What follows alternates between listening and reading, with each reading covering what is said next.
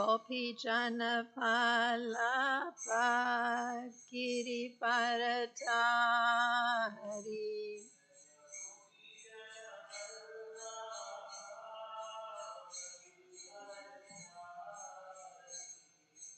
Yasodanandana Prajajana Ranjana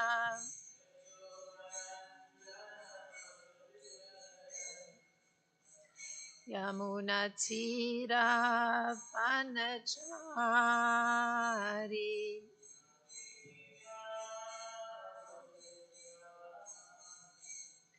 Jaya Radha Madhava Kunja Bihari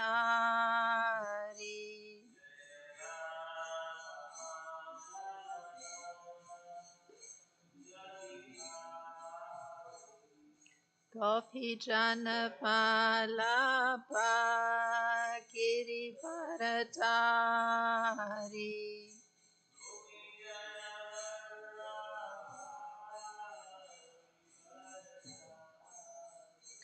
Yasodanandana Prajajana Ranjana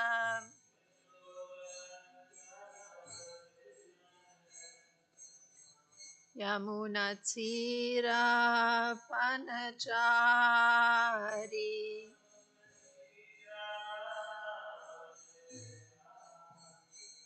Jaya Radha Madhava Kunja Bihari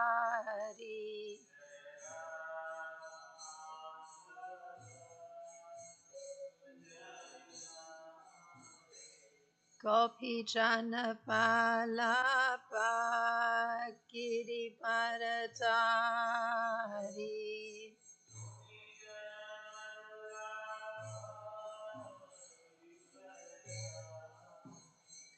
Yasodanandana Prajajana Ranjana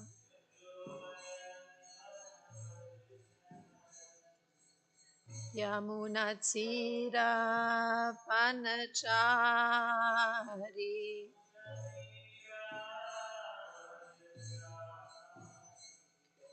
Hare Krishna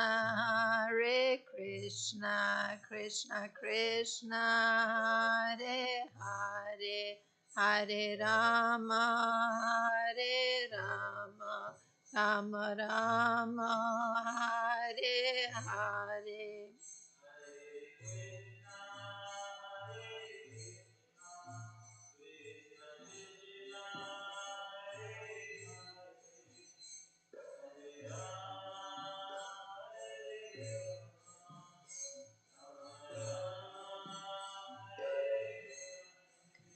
Hare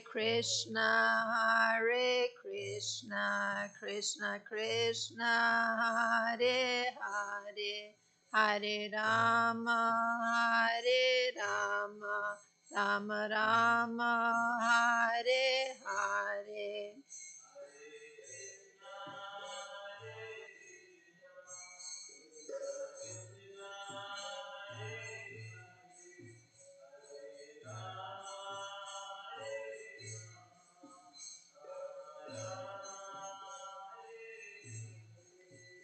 Hare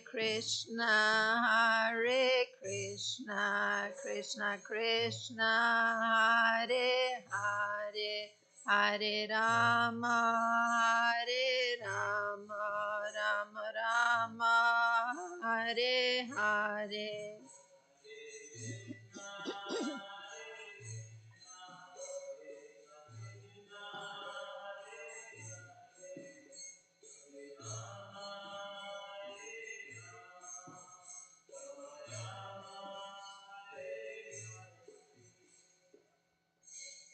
Kishore Kishori ki jai, Jagannath Baladev Subhadra Marani ki jai, Gonitai ki jai, Srila Prabhupada ki jai. Om Namo Bhagavate Vasudevaya. Om Namo Bhagavate Vasudevaya.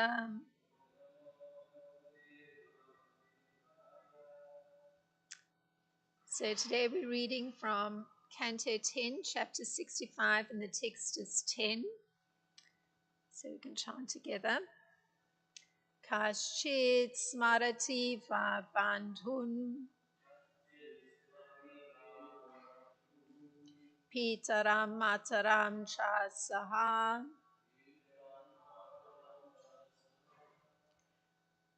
apiyasau mataram drishtum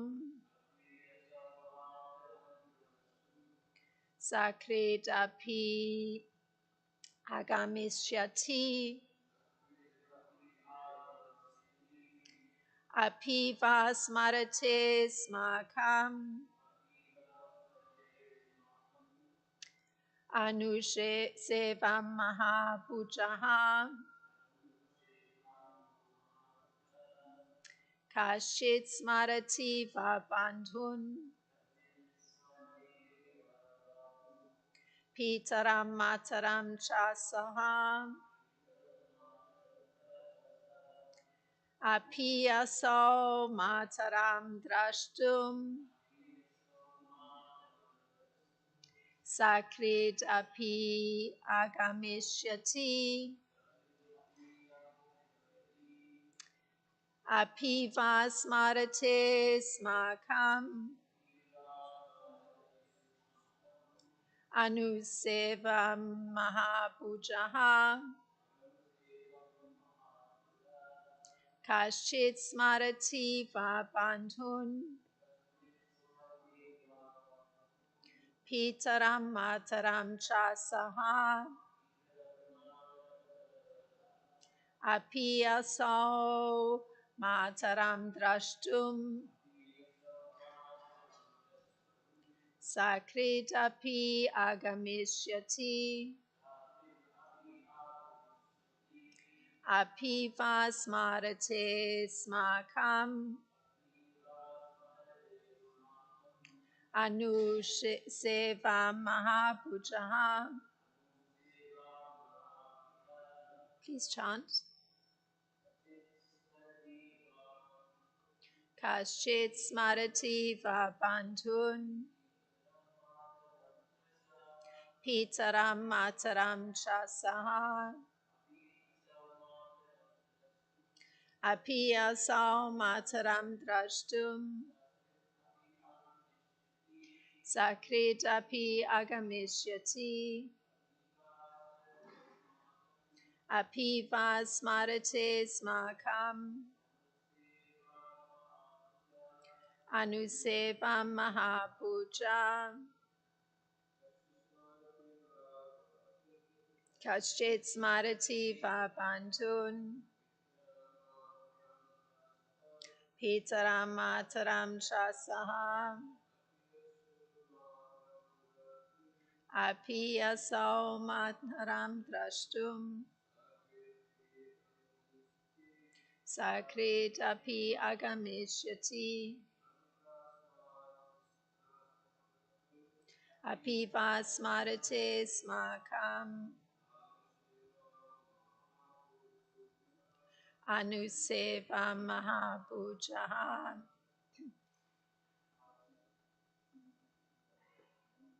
Kashit smarati va bandhun pitaram mataram cha saha apiyasau mataram drashtum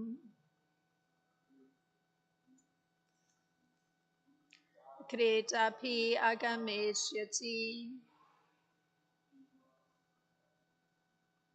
apiva smarate smakam anusevam mahapuja. And then the word for word. Kashit, weather. Smarati, remember. Va, all. Bandun, his family members. Pitaram, his father. Mataram, his mother. Cha, and. Saha, he. Api, also. The computer, I don't know. I don't know, it says, well, I don't know what the next word was. I think it's api. No, api was there. Aga, maybe. I can see the computer changed it himself. Mataram, his mother. Drashtum, to see. Sakrit, once. Api, even. Agamishyati, will come. Api, indeed. Va, or. Smarate, he remembers. Asmakam, our. Anusevam, steady service. Maha, mighty. Bhuja, whose arms. And the translation for text 10 is as follows.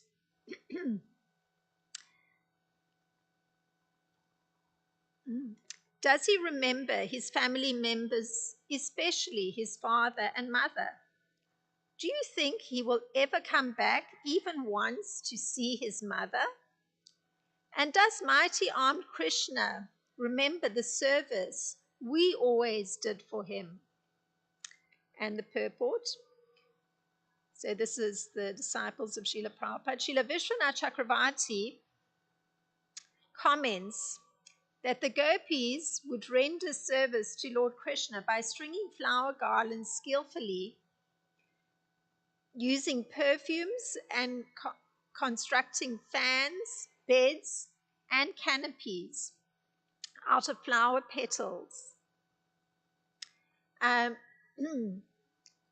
By these simple acts of love, the gopis rendered the greatest service to the Supreme Personality of Godhead.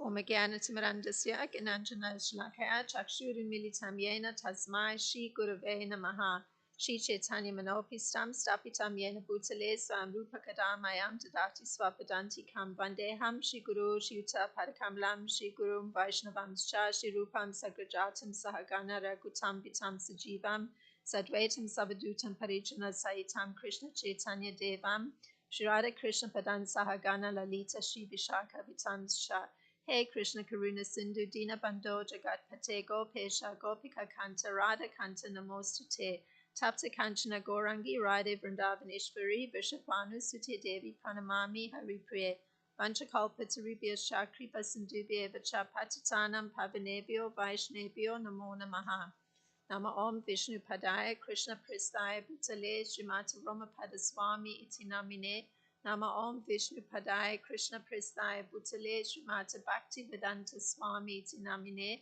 Namaste Saraswati Deve Gauravani Pracharine Nirvishesha Sunyavadi Paschatya Deshatarine Jai Shri Krishna Chaitanya Prabhu Nityananda Shri Advaita Gadadhar Shivasadi Gaura Bhakta Vrinda Hare Krishna Krishna Krishna Hare Hare Hare Rama Rama Rama Hare Hare.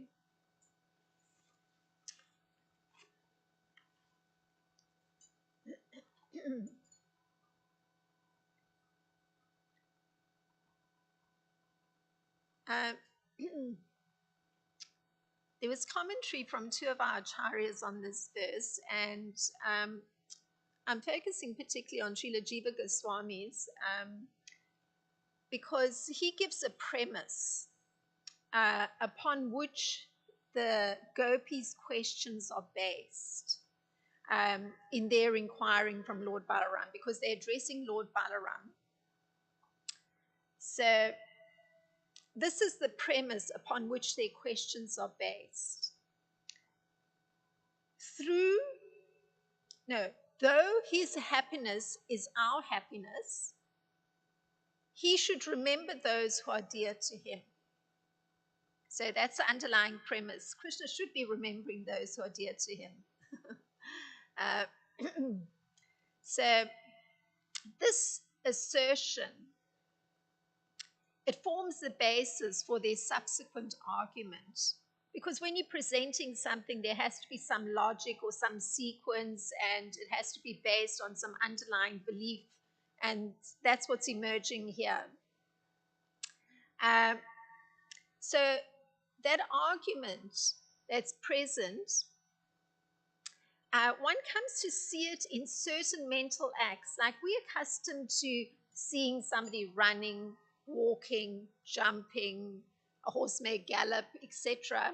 So those are physical acts, but they're also mental acts that take place. And the argument that the gopis are putting forward based on their underlying premise shows certain mental acts that they perform. So the mental acts are one of inquiring, wondering, inquiring again, and recalling. So these are very subtle mental acts, but they're mental acts. So we're going to look at it a little bit more closely. So Srila Jiva Goswami has the gopis make an inquiry. So this is the first mental act. Does he remember his friend Sri Dharma?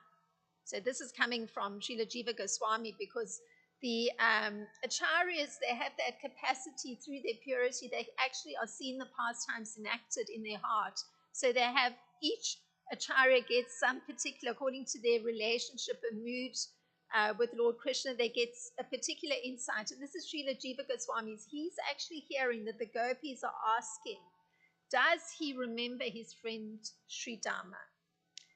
So there's mention at the time of Krishna expanding himself so as to appear as all the calves and the cowherd boys at the time when Lord Brahma had stolen the calves and the cowherd boys. There's some mention of Sri Dharma, and this is the mention.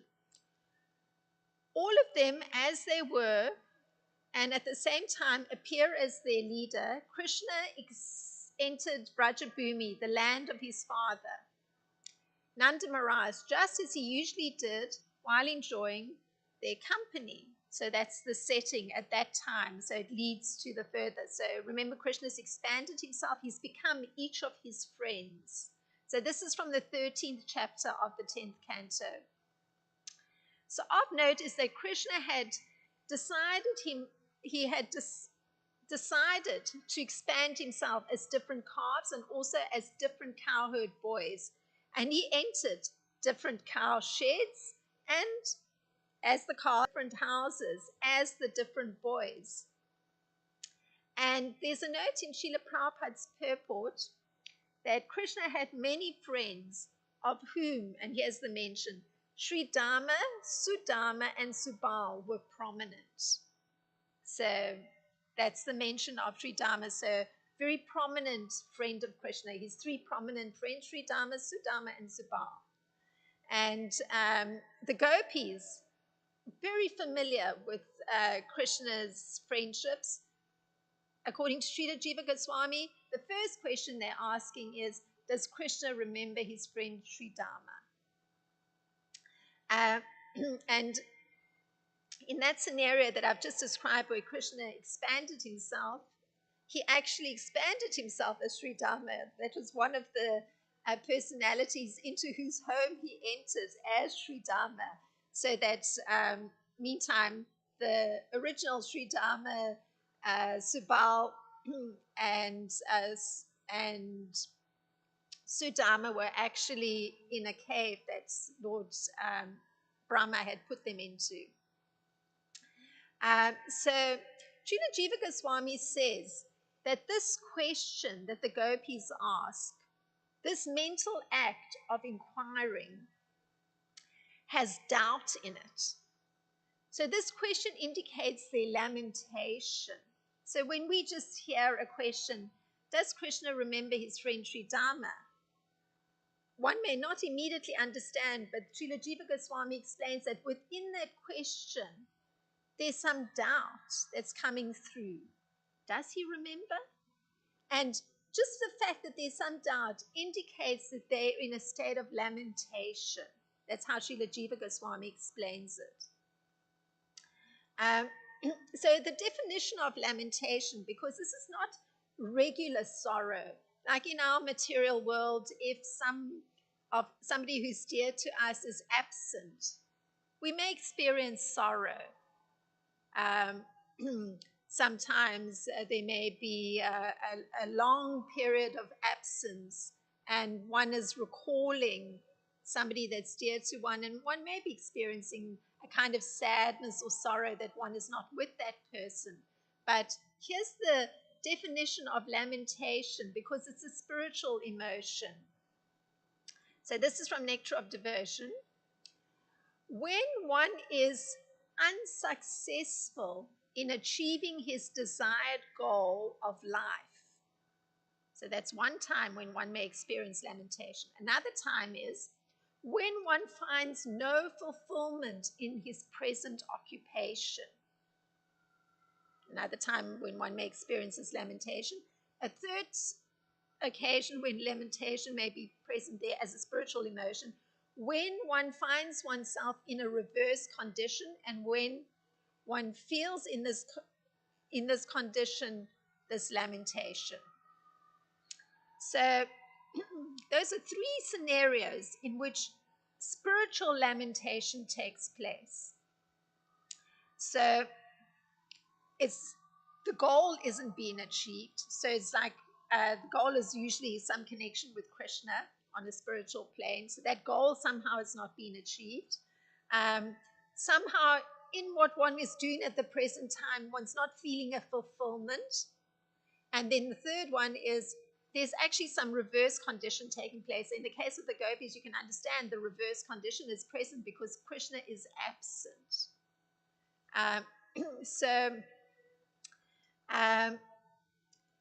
In this situation where they're experiencing this emotion of lamentation, the spiritual emotion of lamentation, they become very questioning. So these are all definitions of lamentation. That generally, if lamentation is taking place on the spiritual plane, one becomes very questioning, one becomes thoughtful, one becomes fearful, one becomes regretful, and heavy breathed. So the breathing becomes heavy too.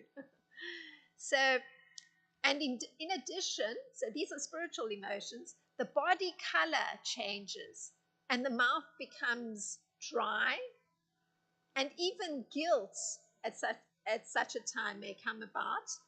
And then it's said that one's in a state of lamentation. So it's very precise and exact. Physiological symptom of heavy breathing with that lamentation. And plus these mental acts of being questioning, maybe expressing fearfulness, regretfulness. And we see how the gopis, how the lamentation is manifesting. There's questioning that starts taking place. So the questioning indicates their lamentation. Since there is doubt, they're doubting that Krishna will return. And the condition of lamentation causes them to become questioning. So it's a two-way thing. So the next mental act that the gopis display of inquiring, because that's part of that lamentation mood, it's questioning, so they're inquiring, is this one. Does he remember how we constantly worshipped him? So that's coming from Srila Jiva Goswami. Because there's this sorrow, lamentation. So the question is very similar to one that was asked of Uddhava when earlier on, Krishna's been absent a while. So one of the acts that Krishna had performed a while back, he sent Uddhava to come and give a message to the gopis to try and ameliorate this sorrow that he knew they were experiencing. And at that time, a very similar question was posed to Uddhava. So the gopis at that time expressed the following. They said, does he recall those nights in the Vrindavan forest, lovely with lotus, jasmine, and the bright moon? As we glorified his charming pastimes, he enjoyed with us, his beloved girlfriends, in the circle of the rasa dance, which resounded with the music of ankle bells. So, similar thing, they're asking if Krishna recalls those nights. And that was from the 47th chapter of this same canto. So Srila Vishwanath comments that no one loved Krishna as much as the gopis. I mean, if you can quantify, and it's not a quantifiable thing, it's just visible by their very advanced state of spiritual emotion. And because nobody could understand Krishna, or nobody loved Krishna as much as the gopis did, it also meant that no one could understand Krishna as well as they did. And the gopis, they actually were rendering very intimate service to Krishna that only they could perfect. Thus, they were distraught to think that he was bereft of Vrindavan. So notice what the process is. They were distraught to think that he was bereft of Vrindavan. So they're thinking of him and how he is not able to experience Vrindavan and bereft of their service. So it's not about themselves, it's more about Krishna. He's not able to experience our service. He's bereft of Vrindavan. And then the other point that's made that's very interesting, if one looks at this emotion and this inquiry that the gopis are making, particularly at this moment in time where they're asking if Krishna remembers the service they performed, one can say that they were not experiencing material lust. So generally in boy-girl relationships, there's a lustful component. There's some desire to get enjoyment for oneself. But they were actually overwhelmed with disappointment because they could not give Krishna happiness by their loving service. So it's such a different angle. I mean, generally, even when there's expressions in the material world of, boy-girl relationships, the unhappiness that's expressed is maybe, oh, I am missing partner X, but actually it has more to do with one's own state. But notice, with the gopis, there's actually disappointment because they could not give Krishna happiness. Such a different perspective by their loving service. So Srila Jiva Goswami, he also draws attention to the word va, and you'll notice that it's there in the first line and the fifth line of the text. And this word va is translated as all. So it marks each different question. Because now they're posing different questions. In their state of lamentation, they're making different inquiries. And Srila Jiva Goswami states that the gopis say this. So these are the words that Srila Jiva Goswami puts across. That person with strong arms, close quote. And they say it with sarcasm, according to Srila Jiva Goswami. So there's some irony in their remark, because it's meant to highlight that such a great person with such strong arms and special characteristics, he would certainly remember how they constantly worshipped him. So there's lamentation, but again, it's like, when one speaks to the mind. So there they are, they're saying, but somebody with such strong arms, and there's a little bit of an ironical thing, but of course somebody with such a characteristic must be remembering us. So there's actually a listing of these special characteristics of Krishna. um, in the time when the gopis were speaking to Uddhava. So this is some of those special characteristics. And they say this to Uddhava. Oh, Uddhava, how can we forget him when our hearts have been stolen away by the charming way he walks, his generous smile and playful glances, and his honey-like words? So those are the special characteristics of Krishna. Beautiful way of walking, charming words, these loving glances, and a generous smile. So that's what they actually see as the special characteristics of Krishna. Uh, Now, in the conversation with Uddhava at that time, the gopis appealed to Lord Krishna. In fact, it's said that they ignore Uddhava. Oh, I've got petals on my hand. They ignore Uddhava and they turn their bodies towards Mathura as though they're addressing Krishna directly. And they say this, O Master of the goddess of fortune, O Master of Braja, O Destroyer of all suffering, Govinda, please lift your Gokula out of the ocean of distress in which it is drowning. So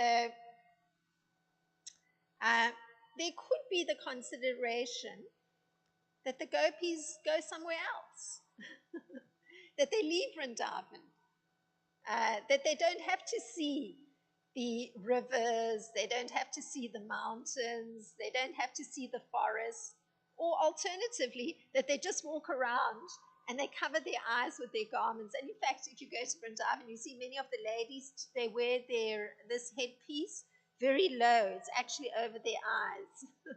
So that's one of the things that it could be suggested to the gopis that they do that constantly. So, or that they use their intelligence and lead their mind to some other thought. And that they then forget Krishna because, they're experiencing this extreme lamentation. So this suggestion could be made.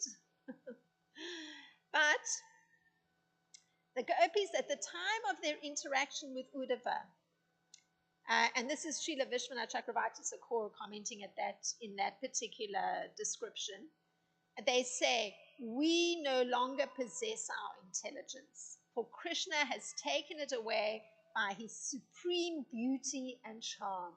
So it's very charming, their understanding that, whatever suggestions could be made, that generally, if you're feeling distressed, it makes good sense to leave the place, because it's a place where the distressful situation happened, because you constantly stimulate the distress by remaining in that situation. Yes, I was thinking of a material example, but I don't know if I should bring it up. Well, maybe I will. Many years ago, I was living in a city that was going through upheaval. So one day I saw these tanks rolling down a main street in the city. And it's a little shocking, when you're used to seeing a city with cars, buses, people, but one day you see tanks going down the street. So, and at the same time, I was going through some internal distress because I was really considering what the purpose of life was and how it is that sometimes everything seems so clear and smooth, and then suddenly it seems that situations are not under one's control and everything seems a little bit confused and difficult. And anyway, in my case, I thought, it's best that I actually separate myself from this physical space so that I can actually think more clearly what it is, which direction I need to move my life in. So in fact, I chose to leave a country in order to do that. So I can understand this point that if one's feeling distress, it's good to actually step away from the situation. But in the case of the gopis, they actually say it wouldn't make any difference for them because their intelligence has already been stolen by Krishna. by his supreme beauty and charm. So the gopis see themselves in a reverse condition, in the absence of Krishna in Vrindavan. That's how they see themselves. It's a difficult situation. And Srila Vishwanath lists the way the gopis express that they worship Lord Krishna. And this is how they put it, the way, the form their worship of Krishna took shape, so to speak. And these are their words, according to Srila Vishwanath. But he must remember us for making flower garlands, smearing sandalwood on his body, making fans, beds, and canopies of flowers and young leaves. So that's the gopis listing the services they performed for Lord Krishna, very intimate services. And it's followed by a query. So again, remember, in a state of lamentation, there's a lot of inquiry, asking of questions. So this is the question they're posing to Lord Balaram. Does he sometimes remember the service that we did for him? So you can see the extreme sorrow and lamentation that's there. These were the intimate services they're performing, and they're asking Lord Balaram, does he sometimes remember the service we did for him? It's very touching, so beautiful. So a certain reply is given by Krishna. So going back, because that's a question they're posing to Lord Balaram. And at the time of their interaction with Uddhava, because they're in that same state of lamentation, but Krishna has sent a messenger at that time. And again, at this time, Lord Balaram himself wasn't sent by Krishna, but Lord Balaram chose to come to somehow, again, ameliorate the state of lamentation. So in that time of Uddhava, Krishna's message that was delivered by Uddhava highlights the position that Krishna took. And this is what Krishna says. The actual reason why I, the beloved object of your sight, have stayed far away from you is that I wanted to intensify your meditation upon me and thus draw your minds closer to me. So he actually gives the reason for his absence from Vrindavan. It's to intensify their meditation, to think meditate more deeply on their pastimes with Lord Krishna. And indeed, you can hear it through even their statements of what services they performed, or remembering their pastime at the time of Uddhava, what the nights looked like when they were engaged in dancing with Lord Krishna. So the lamentation, this not achieving their goal of having Krishna present in Braja, is in fact Krishna allowing for an intensification of their love for him. And on the part of the gopis, there's the extreme desire to serve Lord Krishna, a desire that is there to serve the transcendental senses of Lord Krishna. So that's what their desire is. It's to serve the senses of Lord Krishna. And Srila Prabhupada writes, this is Srila Prabhupada writing, the gopis wanted nothing at all, but to gratify the senses of the Lord. And there is no instance of this in the material world. That's how Srila Prabhupada puts it. Imagine, there's so many dramas of great romances, but here Srila Prabhupada saying, there's no instance of this in the material world, that the person, the one part of the loving relationship is actually wanting to serve the transcendental senses of the other. Generally, it's very self-absorbed. Oh, I didn't even notice the microphone has gone into some other position. This thing is broken, so that's why it doesn't stay there. So Srila Jiva Goswami, he notes, it's all right, I can try. No, it doesn't move. It's very tight. It's because there's a broken mechanism here, so it does this thing, and it's from too much fiddling with this. Anyway, Srila Jiva Goswami notes that the gopis mention three types of persons of increasing excellence in making their inquiries. They mention the cowherd friends, the mother and father of Krishna, and then um, themselves. So Srila Jiva Goswami, he expresses the gopis' thoughts. So this is the gopis' thoughts. Let him forget his friends. But how can he forget his father? This is how they're thinking. Srila Jiva Goswami. So they mention themselves separately out of humility and feeling lowly. Indeed, there are four causes for the feeling of humility. So they put themselves last in the whole list of inquiries. And the explanation is that it's from feeling lowly, a sense of humility. So this feeling of humility in a spiritual sense, it's defined, and of course means it's in relation to Lord Krishna, it's defined as a sense of weakness or distress or fear or offensiveness. So those are the different categories in which this humility shows itself. And certainly with the gopis, there's distress or lamentation or sorrow.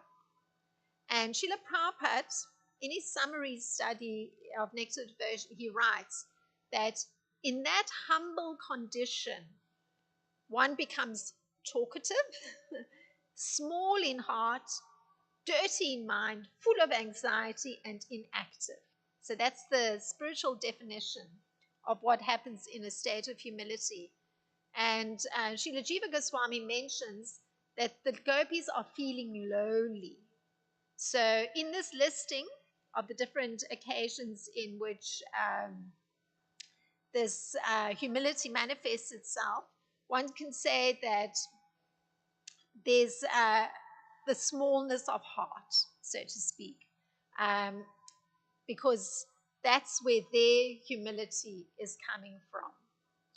And that is as much as emerged from this particular verse. So if there's any thought or query or expansion of the discussion, please feel free.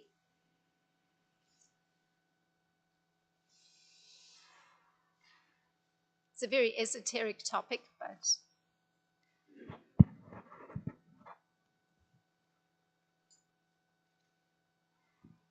All right.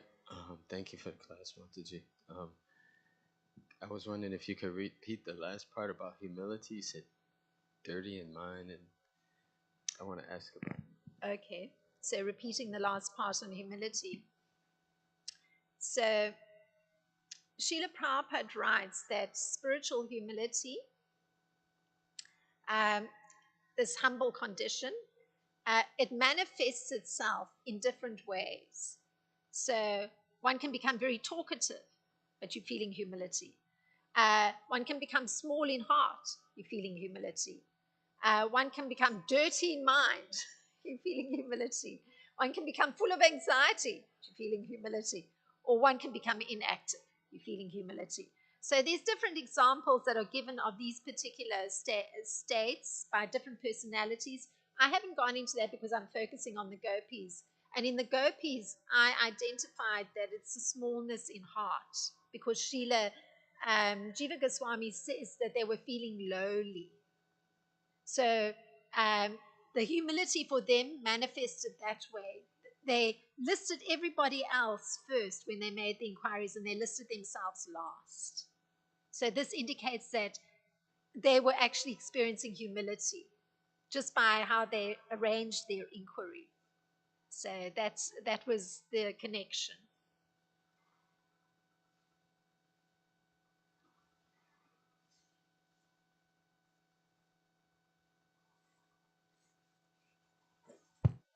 Hare Krishna Mata, thank you so much for your analysis on this class, this verse. Krishna did not come back to go back to Vrindavan, and some for some people geographical cure works, but geographical cure, if I have problem here, I go there, problem here, I go here. But I guess it's a little different from this topic. But there's usually uh, an expression of guilt is present if if on Krishna's side he's not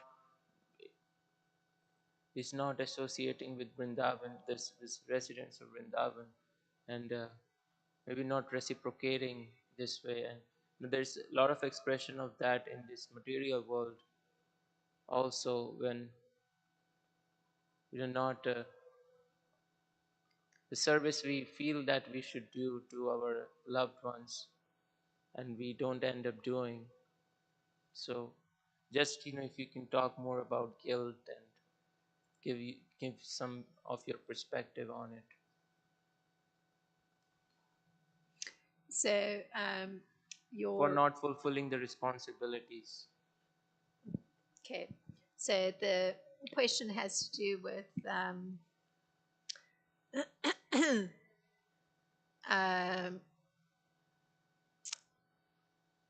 just like the Krishna is distant, so in some sense he's not reciprocating in person with the gopis. So this led to the thought that oneself, or the example maybe there are persons who may be distant from their loved ones, and so not actually um, perhaps doing the particular duties in relation to those in person.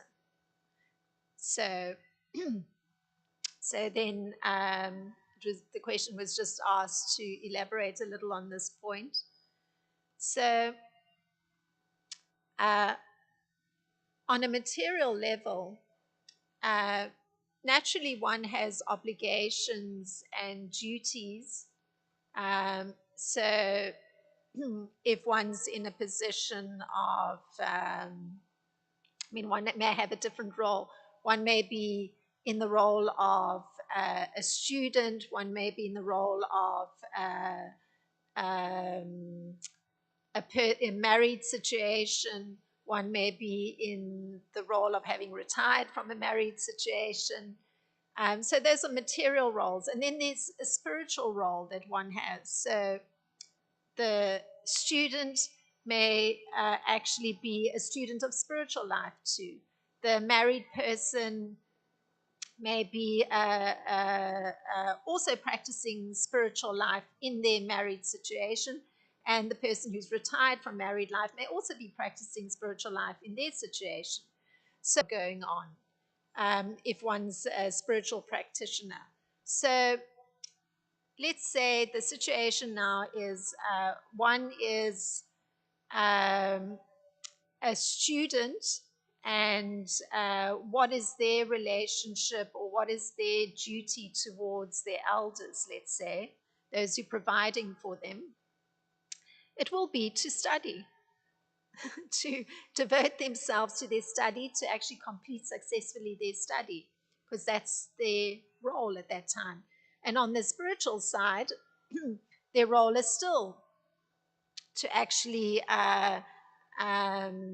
study, do their material duty, but at the same time also perform the duties connected to their spiritual life. So they may have spiritual practices such as chanting or reading spiritual literature. So that would have to be done alongside the material studying.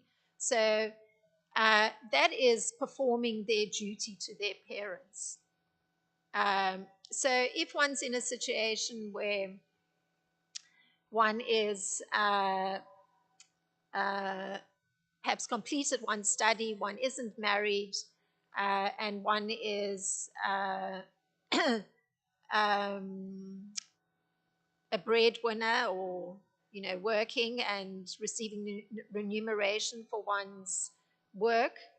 So that's performing one's material duty, because everybody has to perform some work to sustain their physical bodies and maintain a situation that's conducive to functioning as a human being, maintain a home, some shelter, um, have food stuff, maintain the body. Uh, and then what is the duty in relation to those that one is connected to? So one's family members. So the duty, where it's a case of one is an unmarried person and is earning something, that actually is a more, what's the word? It's a by agreement kind of situation. Like generally, if parents are not elderly, they're still working and they're maintaining themselves and their household and their situation. So the expectation would not be necessarily that one is monetarily providing for them, but there may be just some obligation on more on an emotional level, that there's interaction, that there's some maintenance of relationship. It depends again on the nature of relationship. I mean, some persons have a more intimate relationships with their elders, some have less of an intimate relationship with their elders. So that's really an individual thing. And then at the same time, one's maintaining one's spiritual life. So it may be that one is a student in spiritual life, a brahmachari. So one actually performs one's spiritual duties, what may be asked of ones. But basically, as a brahmachari, it's usually to study the Vedas and to serve the spiritual master. And by performing one's spiritual duties, one is automatically safe in terms of one's material duties, because the priority is always the spiritual duty. I mean, one has to perform the material duties, but one cannot neglect the spiritual duties. So then that's automatically taken care of. And if one's a married person and one is, again, maintaining a home, maintaining a partner, maintaining children, then one's material duties is to perform that work and provide that protection and monetary income to allow for the maintenance of that situation and those individuals. It's a duty. And on the spiritual side, there has to be a giving in charity. So that's the prime spiritual duty for the householder. They're performing their material duty, the maintenance part, but at the same time, their spiritual duty is to give in charity. So that's how that works. So I hope it covered it. And of course, if one were retired from married life, and then generally persons have much simpler material needs and simplify their lives greatly. And through the working life, the material duty, some arrangement is there that everything's in order, so there's not concern about the material part. And then the focus, again, being on spiritual duties, it's to travel to places of pilgrimage. So, anyway, that's to answer your question. Hope it covered it. Yeah. And when one's performing one's spiritual duty, generally it's the benefit goes to one's family members. Whether they're aware of it or not, it's one's uplifting everyone, whether they know it or not. So your duty has been performed. Well, if there's nothing else, thank you for hearing this very esoteric topic that I had the good fortune to have Srila Jiva Goswami and Srila Vishwanath Chakravarti Thakur with me. So, Srimad Bhagavatam ki jai, Srila Prabhupada ki jai. Srila Rampada Swami ki jai. Thank you, Vaishnav Sivananda.